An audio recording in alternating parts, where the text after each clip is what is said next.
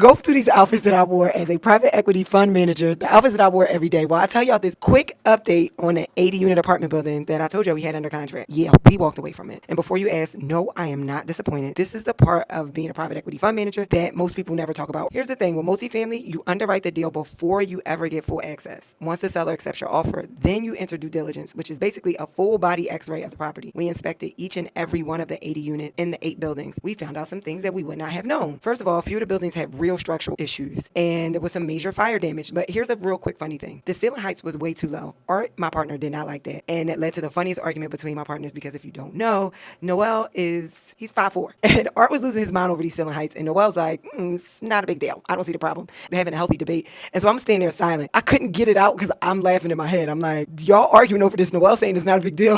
And he's 5'4".